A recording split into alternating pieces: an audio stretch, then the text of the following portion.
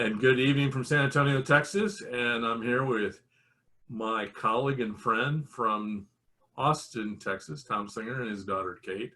We're going to do a webinar today on LinkedIn for Learners, how high school students can make informed choices. Tom, when we talked about this a couple weeks ago, what was your first impression about LinkedIn for your daughter? Well, I hadn't really thought much about a high school student needing it. I've talked to a whole bunch of college students over the years who were looking for career jobs, and I hadn't really thought about the advantages to starting early. But when you and I were able to kind of go back and forth and discuss it, I really decided it was something Kate should have, because while she's already applied to college and gotten into her first choice school, it is time to start looking at scholarships to help make this all affordable. And anything you can do that sets yourself apart from others is a good idea. Kate, do you remember how you got started on LinkedIn back in the day? I kind of made a profile just because I needed to find somebody, and it made me log in, but I never really actually put stuff on it. It just had my name and nothing else. In fact, when you first asked if she had one, I didn't know, and I tried to look for her, and I couldn't find her, even though we live in the same city and I'm her dad. Her profile didn't come up. Yeah, isn't that amazing? Do you think more high school students could benefit from having a LinkedIn profile? Definitely. What are the benefits that you see as far as having a LinkedIn profile? I see it kind of as like a portable resume, so you don't really have to carry copies of your resume around with you. So if you meet somebody in person and you would like to give them your resume, but you don't have one on you, you could just be like, well, find me on LinkedIn, and give them your LinkedIn, because it'll have all the same information. Tom, what do you think about that? Your daughter's now got a portable resume of her capabilities. You know, I wish I had a portable resume of my capabilities when I was 18. I think that anytime you can start thinking 2 steps ahead strategically, I think that you end up winning. When I look at the people who I know who've been the most successful, it's the people who didn't wait for things to happen. It's the people who stepped ahead and made things happen. And so I think it's smart, even though they're in high school and they still have to go through that 4 years of college before they get into their career, you know, having that all set up saves them that step 4 years from now. Yeah, that's exactly my thoughts. And Kate, I know we talked a little bit, and we're going to talk a little bit more, but I look at LinkedIn kind of like a ladder. You're going to start climbing up the ladder, but you want to make sure it's the right ladder for you, and you're going to go to the destination you want to go to. And I honestly believe that LinkedIn could help you with finding those destinations. So if we can continue defining your future goals. When we talked a couple weeks ago, I think you surprised your dad when you told him what your goals were. What were your goals then? I ultimately want to find a job in maybe the national park system, or working as a research field wildlife biologist, or maybe both, just at different times in my life. Yeah, I don't think I was surprised. Kate's first goal when she graduates college is to hike the Appalachian Trail. So I know that she's an outdoor enthusiast, and I know that's where her passion lies, but I hadn't really thought about it from the standpoint of how do you start laying the groundwork now for a career in a field like that. And why do you think that's important, Tom, that we lay the field work now, or the groundwork now, to create that path or that ladder to success? Well, I think one of the smartest things she could probably do is start doing internships while she's in college. And so it's the people you meet along the way. I mean, there's only a few things that really are going to influence our growth. And that is what we learn through books and podcasts and classes, and the people we meet along the way. And LinkedIn is just one of those tools to help keep the people you meet in sort of a one place where you can go back and then foster those relationships. So if she meets someone now who works in wildlife biology, she can connect to them on LinkedIn and then have a way and a place to keep in touch with them over her college career. So when we look at goals, we talked about this, you know, there are 3 kinds of goals. Obviously, Kate's in that goal path to go to college and become a professional biologist. But there are some other goals that we can also use LinkedIn for. For example, occupations that need a professional certification, like HVAC. I was doing a webinar the other day. An average HVAC guy makes $50,000 a year once they're certified. Kate, I don't see you working on air conditioning anytime soon, but I bet you have some friends that perhaps might think about that. Well, and if she did, she'd probably be really good at it. She would be good at it. I have no doubt. And then, of course, you have the people that want to join the military. It's here that I think people can use this to figure out which branch of the military they might want to serve. Do they want to be enlisted? Do they want to be an officer? Do they want to join ROTC, right? Those are kind of some of the decisions some people can make. Obviously, Well, and if they're able to meet and talk to people who are doing these things, then they'll be able to make those decisions a lot better rather than just picking one, but actually having conversations with people who've been in the Air Force versus the Navy versus the Army, et cetera, gives them a lot more information in their head when they make the choices. Kate, you know, sometime I want you to watch an old classic movie, Private Benjamin, and then remember that movie where he says, "And this is the condos right there," right? Yeah. See, that dispels that. So I know you have no goals, but you probably have some friends that maybe think they want to join the military to kind of get a start before they get out after 4 years to get a degree. But those are the 3 ways I think LinkedIn can help you with that. What do you think, Tom? Yeah, and I've done some one-on-one coaching for people who are transitioning out of the military. And usually at that stage, they're starting at square one when it comes to people in the career world. So if you start in high school using LinkedIn as one tool to start meeting people along the way, then you again have them, you keep in touch with them, you can stay up with them, you can remember who it is that you met. And so if you do go into the military, you have that tool as you transition out of the military.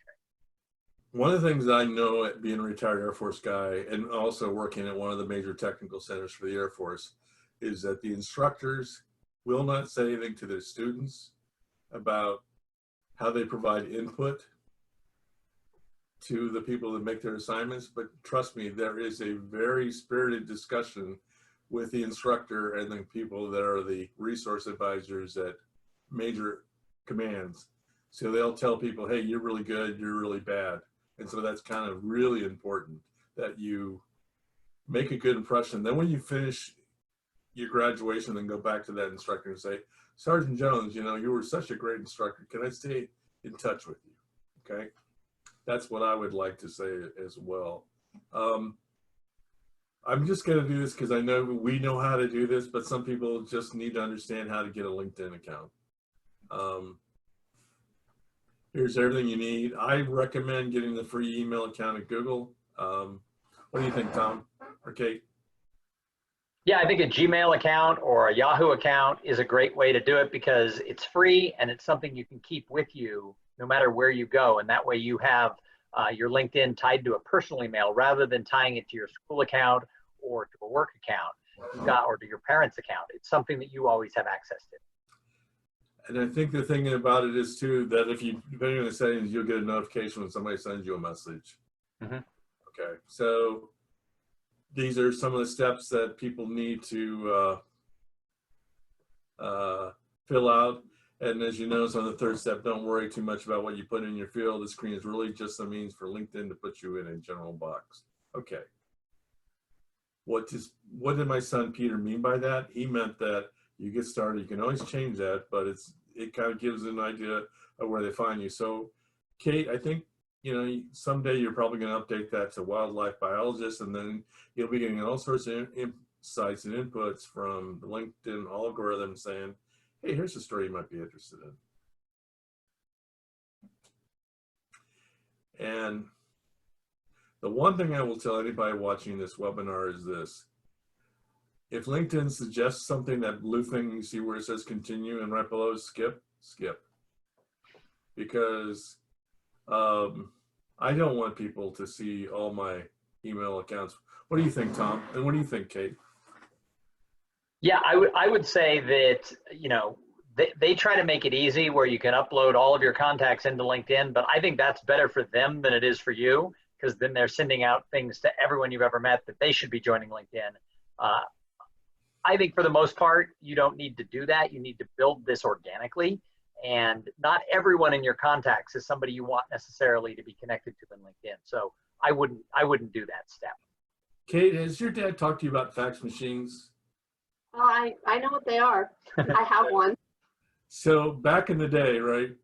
People, you put your business card in there, and then all of a sudden you get all these unsolicited faxes from people offering you everything from life insurance to pizza to everything. And so I think that's kind of like, this is like the fax machine approach to LinkedIn. They want to build numbers. The more people they can get, the better it is. But by hitting that skip button, you can reach out to people professionally on ways to discuss how they can be of help. Yeah? Yeah. Skip that. Skip that. Skip. And then, of course, at the end, as it gives you the finish, as we see there, see the blue down there? Now, that's a good blue button.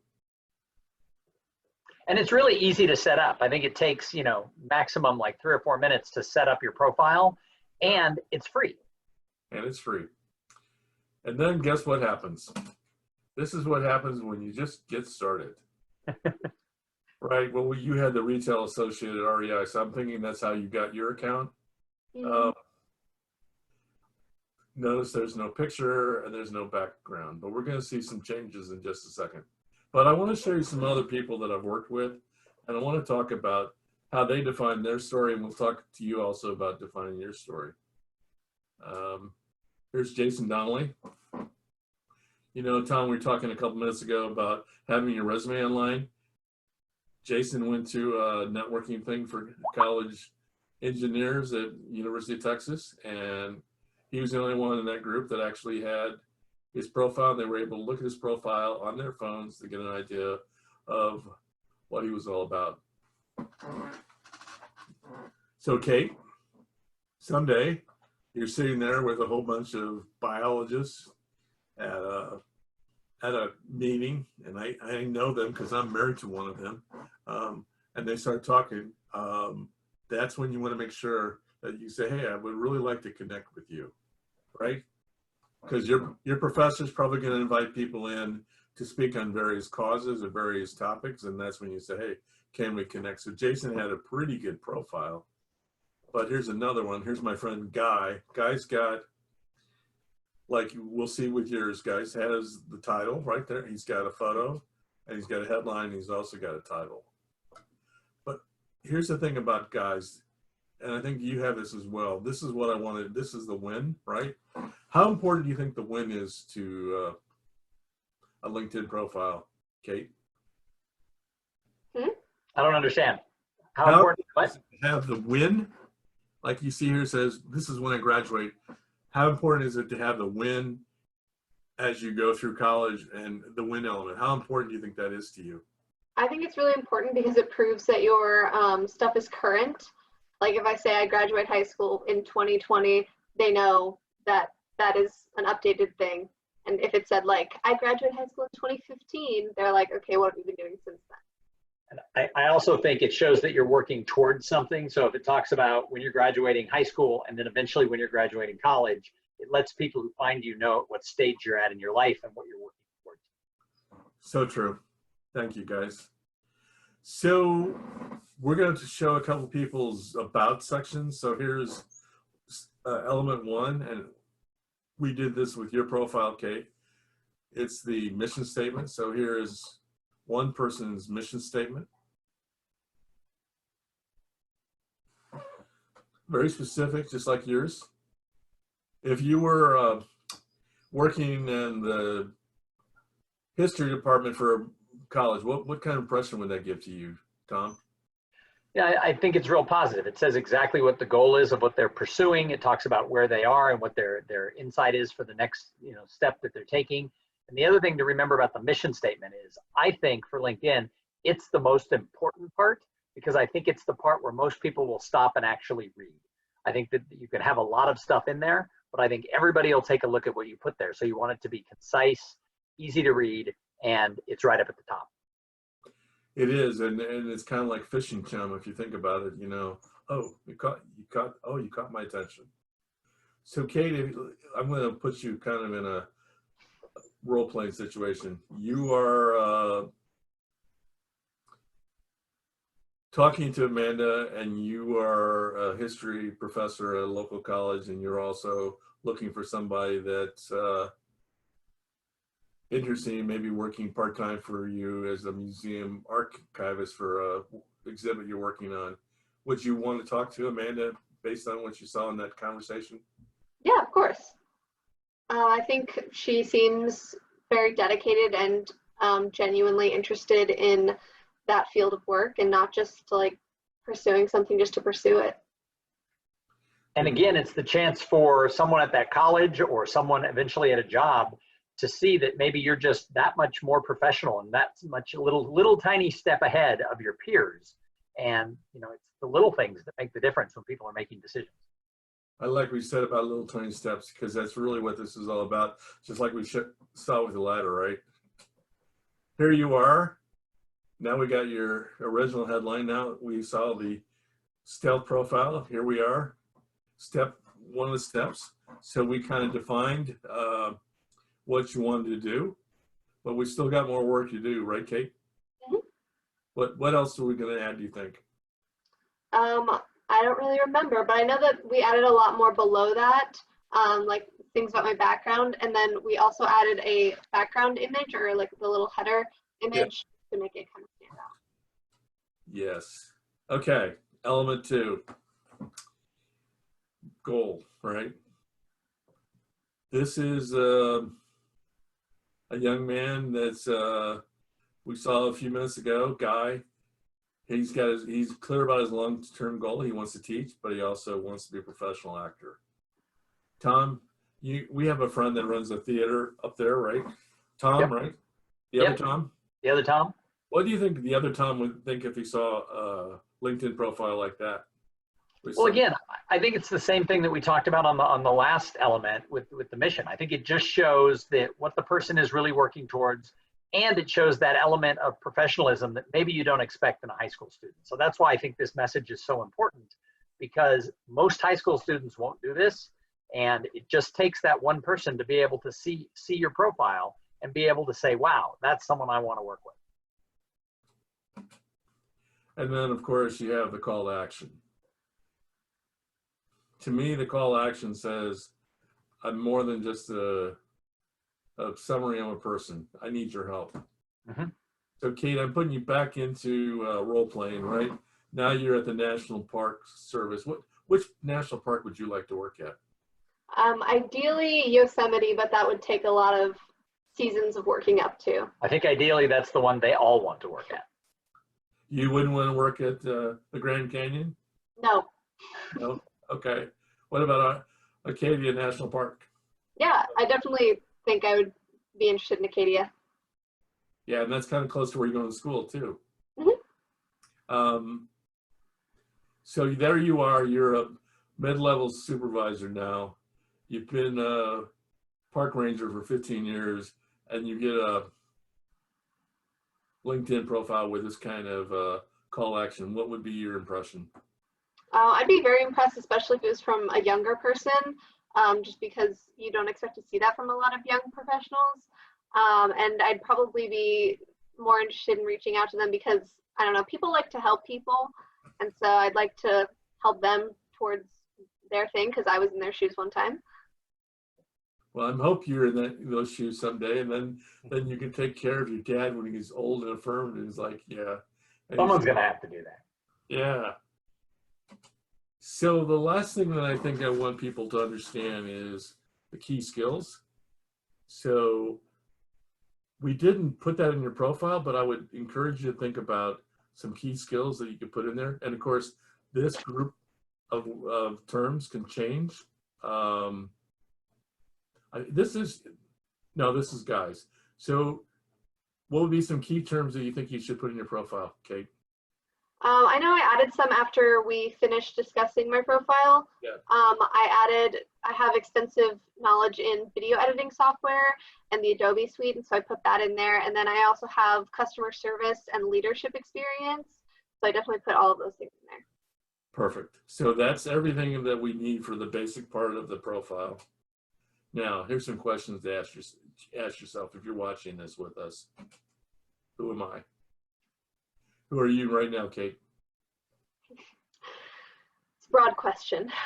It is a broad question. Something I'm still trying to figure out. Okay. and that can change. Tom, who are you?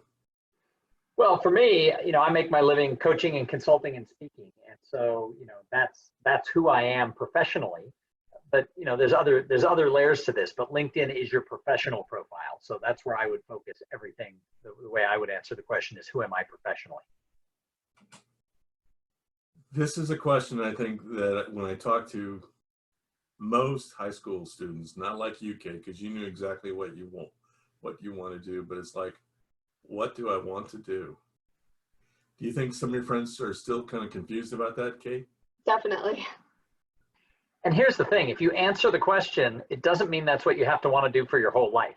I think as you're building this profile, you can, put your aspirations out there. What's great about a LinkedIn profile is it's a living document, which means you can go back and change it if you change your mind at any time. So don't be scared by any of these questions. Just answer them to the best of your ability.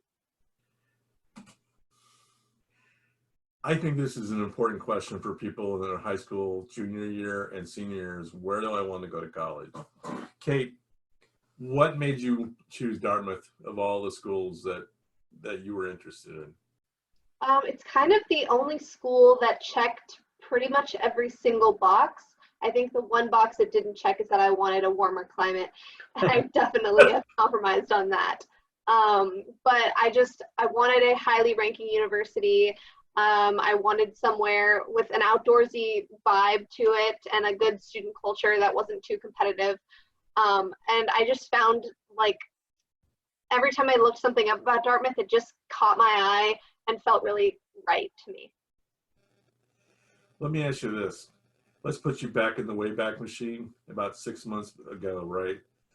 Knowing what you know now, would you use LinkedIn to talk to people that are Dartmouth graduates that work in biology and other things to kind of get an idea what happens after you complete your studies?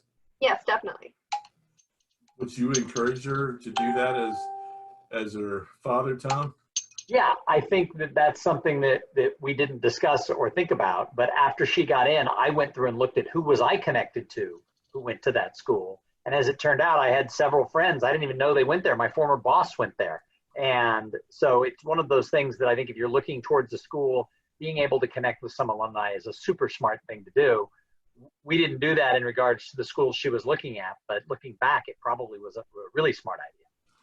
So this is my advice on that. Now that you pick the school, Kate, and your dad's got some contacts, that's where I would be reaching out to those contacts if they're on LinkedIn and say, I'm Tom Singer's daughter. I'm interested in this. If you have any insight on possible positions or, internships or even part-time employee while I'm going to school there, I would appreciate your help. And voila, there is that school of choice. I know you're wearing that lovely Dartmouth green. Mm-hmm. And here's the final product after we did a little work. What do you like about your profile now compared to that first one we saw a few minutes ago? I think it's very me. I mean, it has like the nature in the background of both pictures. Like I'm standing in front of leaves in my profile picture. And so it's very green. And so the pictures match my words about like the outdoor opportunities and stuff. And I definitely see myself in this profile, both professionally and personally. And I actually was impressed when I saw the final product because I'm on LinkedIn all the time as a business professional, and probably few people's pictures that they use match up with the words that they put right there above the fold. And in Kate's case, I think that she nailed it. I have to be honest with you, Kate. Someday I want to get your permission someday when I write the high school book that I can use that as an example of how to do it right, because I'm so impressed. When I saw that, I'm just like your dad. It's like, you did nail it. It's like if I was scoring this, like even if I was the East German judge, I'd still give you 9.9. Well, and her next step is to go out and start making some more connections. So right now she has about 13 connections, which probably make up some family members and some other closer friends. But now her next step is to use LinkedIn to reach out to some of her peers who might have profiles, and also to maybe some alumni or some people who are just in that field that she wants to go into, and start just building that list of people she can have conversations with. That's exactly what you should be doing. I know we're all thinking about that word, which I'm not going to mention, but this is a chance for you to kind of build that network when you have some spare time. And these were the other two parts we fixed. There's your about section. I didn't capture the key skills. And then this is one of the experience sections that I saw on your profile. And what's awesome about her job working at REI is it totally ties in to her outdoor enthusiast being. And so I think that even where she works ties into what she says, who she is and what she wants to do. So here's my two challenges to you, Kate. You are really doing well on your profile. Number one, when you go back to work at REI and you're getting ready to go to college, ask that supervisor or boss and say, can you write me a good recommendation about the kind of work I did here? Because I don't know you very well, but my impression is you're very professional and you're very personable, and it would be helpful that I had that, because guess what? Somebody's going to look at that if they're grading people, not only in their resumes, but also in their LinkedIn profiles. It's going to make a positive impression. Don't you think there, Tom? Yeah, oh, absolutely. And so that concludes the initial part of our LinkedIn for Learners. Maybe we can get back in a couple weeks and talk about the networking piece and the interactivity piece.